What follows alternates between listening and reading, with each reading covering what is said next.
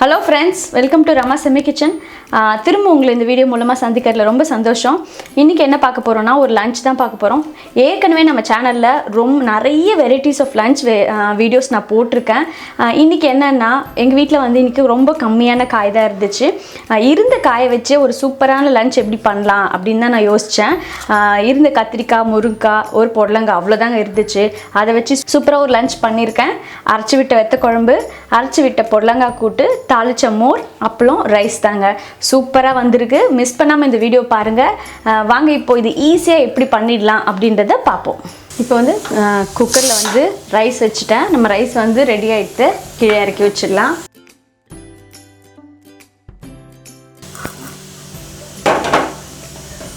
இந்த பக்கம் பார்த்தீங்கன்னா பச்சைப்பருப்பு, அதாவது பைத்தம்பருப்பும் கடலைப்பருப்பும் வேக வச்சுருக்கேன். இது நல்லா முக்கால்வாசி வெந்ததுக்கப்புறமா பொடலங்காவை நல்லா பொடியாக நறுக்கி நம்ம இதில் சேர்க்க போகிறோம். பருப்பு ஒரு பக்கம் வெந்துட்டுருக்கட்டும். இப்போ இந்த பக்கம் நம்ம வெத்த குழம்பு எப்படி வைக்கிறதுன்னு பார்க்கலாம். இப்போ வந்து நான் வானலில் ஒரு 3 டேபிள் ஸ்பூன் அளவுக்கு எண்ணெய் விட்டுருக்கேன். நல்லெண்ணையும் கடலெண்ணையும் கலந்த மாதிரி சேர்த்துருக்கேன். நல்லா டேஸ்ட்டாக இருக்கும். இப்போ ஃபஸ்ட் நம்ம குழம்புக்கு தாளிக்கிற வடகம் தாளிச்சிக்கலாம். நல்லா வடகம் பொரியும் போது ஒரு 1/4 டீஸ்பூன் அளவுக்கு வெந்தயம் சேர்த்துக்கிறேன். எல்லாம் நல்லா பொரிஞ்சதுக்கப்புறமா ஒரு கைப்பிடி அளவுக்கு பூண்டு சேர்த்துக்கிறேன்.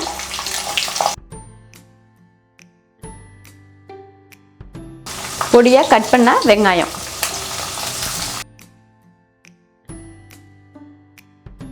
வெங்காயம் பூண்டு வதங்கும் போதே கட் பண்ணி வச்ச தக்காளி சேர்த்துக்கிறேன். சின்ன சைஸ் தக்காளி நான் இன்னைக்கு 2 எடுத்திருக்கேன். நம்ம போட்ட வெங்காயம் தக்காளி ஒரு பாதி அளவுக்கு வதங்கினதுக்கு அப்புறமா நான் கட் பண்ணி வச்ச கத்திரிக்காய் சேர்த்துக்கிறேன். காய்கறி வந்து நாட்டு காய்கறி எது வேணாலும் சேர்த்துக்கலாம். இப்போ கத்திரிக்காய் நல்லா வதங்கட்டும். இப்போ நம்ம போட்ட வெங்காயம் தக்காளி கத்திரிக்காய் எல்லாமே ஓரளவுக்கு நல்லாவே வதங்கிடுது. இதில் இப்போ நம்ம குழம்பு பொடி சேர்த்துக்கலாம். எண்ணெயிலே இந்த மாதிரி பொடி சேர்த்து வதக்கிட்டிங்கன்னா அந்த குழம்பு நல்ல டேஸ்ட்டாக இருக்கும். நான் இன்றைக்கி 3 ஸ்பூன் அளவுக்கு சேர்க்குறேன். கலர் மாறாமல் இந்த அளவுக்கு வதக்கினா போதும். புளி வந்து நல்லா அழகாக நான் கரைச்சி வச்சுருக்கேன். அதையும் நம்ம இதில் சேர்த்துக்கலாம். குழம்புக்கு தேவையான அளவுக்கு உப்பு சேர்த்துக்கலாம். முருங்கைக்காய் வந்து உடனே சேர்க்கக்கூடாது. குழம்பு கொஞ்சம் கொதிச்சதுக்கு அப்புறமா நம்ம இறக்க போகிறதுக்கு ஒரு 5 நிமிஷத்துக்கு முன்னாடி சேர்த்தா போதும். ஏன்னா முருங்கைக்காய் உங்களுக்கு ரொம்ப நேரம் வெந்ததுன்னா கசப்பாயிடும். இப்போ குழம்பு வந்து நம்ம மூடி போட்டு மூடிடலாம். உப்பு காரம் உங்களுக்கு தகுந்த மாதிரி நீங்கள் செக் பண்ணிக்கோங்க. இப்போ இதை மூடி போட்டு ஒரு 10 நிமிஷம் நல்லா கொதிக்க விடலாம். இப்போ வந்து நம்ம குழம்பு கொதிச்சிட்ருக்கு. பருப்பு ஒரு பக்கம் வெந்துட்டுருக்கு. நம்ம பொடலங்காவை கூட்டுக்கு நறுக்கிடலாம். பொடலங்காய் வந்து நல்லா மேலே வந்து தேய்ச்சி நல்லா அலம்பிடுங்க. உள்ளே இருக்கிற எல்லா சீட்ஸும் எடுத்துகிட்டு இந்த மாதிரி கட் பண்ணி வச்சுக்கோங்க. இப்போ நம்ம இதை நைஸாக கட் பண்ணிடலாம்.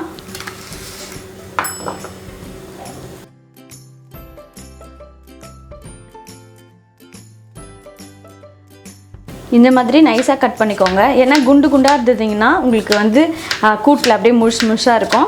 இந்த மாதிரி நைஸாக கட் பண்ணிக்கோங்க. பொடலங்காய் கட் பண்ணியாச்சு. இப்போ நம்ம பருப்பு வெந்துடுதான்னு பார்த்துட்டு நம்ம இந்த காயை அதில் நம்ம சேர்த்துருவோம். பருப்பு நல்லா அழகாக வெந்துடுது. இப்போ இதில் நம்ம காய் சேர்த்துக்கலாம். ரொம்ப குழன்னு வேக வைக்காமல் இந்த மாதிரி இலையாக இருக்கணும். அப்போ தான் நல்லாயிருக்கும் கூட்டு.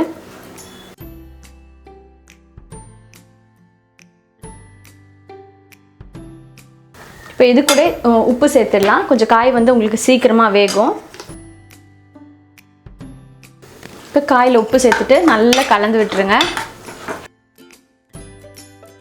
இது கூடவே நம்ம இதுக்கு தக்காளி சேர்த்துடலாம். காய் சேர்த்துட்டு உப்பு தக்காளி எல்லாமே நம்ம சேர்த்துட்டோம் இதில். இப்போ இதை மூடி போட்டு காய் நல்லா சாஃப்டாக வேகிற அளவுக்கு வேக வச்சிடலாம். இப்போ நம்ம இதுக்கு தேங்காய், பச்சை மிளகா, சீரகம் அரைச்சி விட போகிறோம். குழம்புக்கும் வந்து நம்ம தேங்காய் அரைச்சி விட போகிறோம். ஃபஸ்ட்டு நம்ம கூட்டுக்கு தேங்காய் அரைச்சிடலாம். இப்போது இந்த பக்கம் வந்து குழம்பு கொதிச்சிட்ருக்கு. நல்லா ஓரளவுக்கு கொதிச்சாச்சு. இதில் நம்ம முருங்கைக்காய் சேர்த்துடலாம்.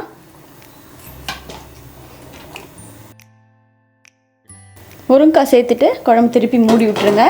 நல்லா கொதிச்சதுக்கப்புறமா நம்ம தேங்காய் அரைச்சி ஊற்றினா நம்மளோட வெத்த குழம்பு ரெடி ஆகிடும்.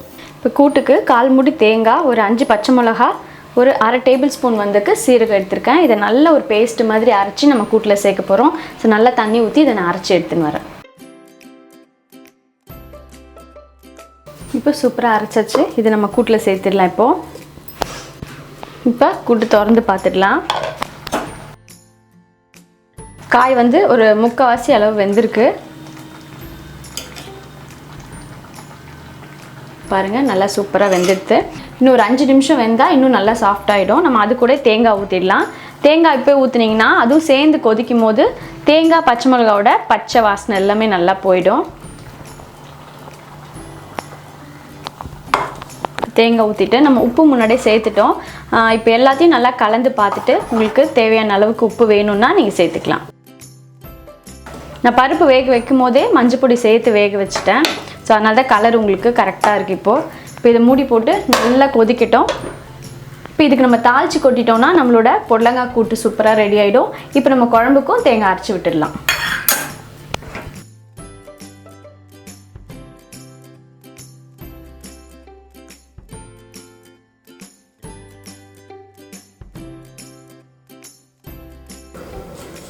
இப்போ நம்ம குழம்புக்கு வந்து தேங்காவும் கசகசாவை குழம்பு வைக்கும் போதே நான் தண்ணியில் ஊற வச்சுட்டேன். அது கூட அதே மாதிரி 1/4 மூடி தேங்காய் தான் இதுக்கும் சேர்த்துருக்கேன்.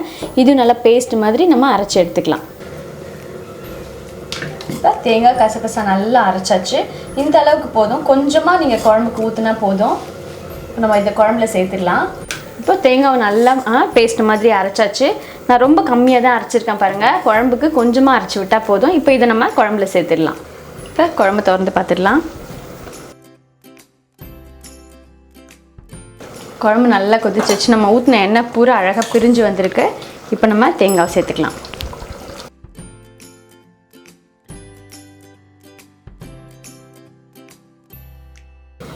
நம்ம சேர்த்த கசகசா வந்து குழம்புக்கு நல்ல டேஸ்ட் கொடுக்கும்.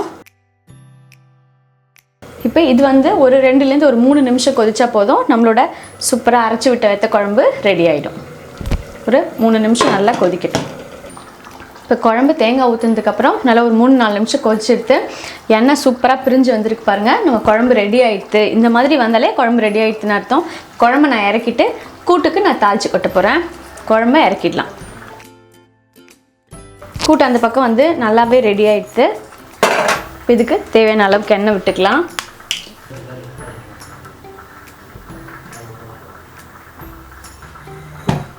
ஒரு 1/4 டீஸ்பூன் கடுகு. இப்போ கடுகு நல்லா வெடிக்கும் போது ஒரே ஒரு காஞ்ச மிளகாய் சேர்த்துக்கலாம். அது கூட கொஞ்சம் பெருங்காயம், கருவேப்பிலை,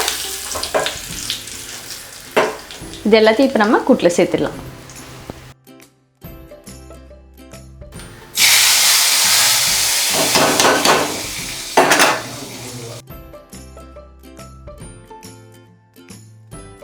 தாளிச்சு கொட்டி நல்லா கலந்து விட்டதுக்கப்புறமா கடைசியாக கொத்தமல்லி தழை சேர்த்தாச்சு. நம்மளோட அரைச்சி விட்ட வெத்த குழம்பு ரெடி ஆகிட்டு, அரைச்சி விட்ட பொடலங்காய் கூட்டும் ரெடி. கடைசியாக இப்போ நம்ம மோர் தாளிக்க போகிறோம். அப்பளம் பொரிச்சிட்டா நம்மளோட லஞ்ச் இன்றைக்கி சூப்பராக ரெடி ஆகிடும். இப்போ நம்ம அப்பளம் பொரிச்சிடலாம். அப்பளம் பொரிக்கிறதுக்கு எண்ணெய் வச்சுட்டேன். நம்ம அப்பளம் பொரிச்சிடலாம். அப்பளம் மேலே வந்து கொஞ்சம் மாவு மாதிரி இருக்கும். அதை தொடச்சிட்டு போகிறீங்க. ஸோ எண்ணெய் வந்து உங்களுக்கு வேஸ்ட் ஆகாமல் இருக்கும்.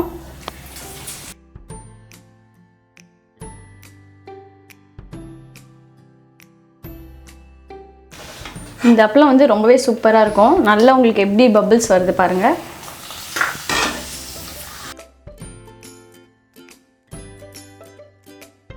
இப்போது அப்பளம் பொரிச்சாச்சு. மோரும் வந்து நான் தாளிச்சிட்டேன். ஜஸ்ட் வந்து இஞ்சி, பச்சை மிளகா, கடுகு, கருவேப்பிலை மட்டும் போட்டு தாளிச்சிட்டேன். நம்மளோட சிம்பிளான சூப்பரான லஞ்ச் ரெடி ஆகிடுது. இப்போ அது நம்ம தட்டில் பரிமாறிடலாமா? இப்போ நான் பிளேட் எடுத்து வச்சுட்டேன். 2 கிண்ணம் வச்சுருக்கேன். நம்ம இப்போ சாப்பாடு பரிமாறிடலாம். ஃபஸ்ட்டு ரைஸ் வச்சிடலாம். சிம்பிளாக இன்றைக்கி எங்கள் வீட்டில் இருக்கிற காயை வச்சு நான் இவ்வளோ டேஸ்டியாக சூப்பராக பண்ணிட்டேன். நம்ம இருக்கிற காயை வச்சே இந்த மாதிரி பண்ணலாம். நீங்கள் யோசிச்சிங்கன்னா நிறைய லஞ்ச் ஐடியாஸ் இருக்குது. நம்ம சேனல்லே கூட நான் வந்து நிறைய லஞ்ச் வந்து போட்டிருக்கேன். இப்போது ரைஸ் வச்சாச்சு. நம்ம அரைச்சி விட்ட வெத்த குழம்பு சேர்த்துடலாம். ரொம்பவே சூப்பராக இருக்கும். சிம்பிளாக காரக்குழம்பு அப்படின்னு இல்லாமல் அதில் வந்து இந்த ஃப்ளேவரில் அரைச்சி விட்டிங்கன்னா அவ்வளோ சூப்பராக இருக்கும். அது ஒரு சீக்ரெட் இன்க்ரீடியன்ஸ் மாதிரி தான் அது. இப்போ வந்து வெத்தக்குழம்பு சேர்த்தாச்சு, கூட்டு வச்சிடலாம். நம்மளோட பொடலங்காய் அரைச்சி விட்ட கூட்டு ரெடி. அது கூட நம்ம பொரிச்ச அப்பளம் வச்சிடலாம். கூட தாளிச்ச மோர்.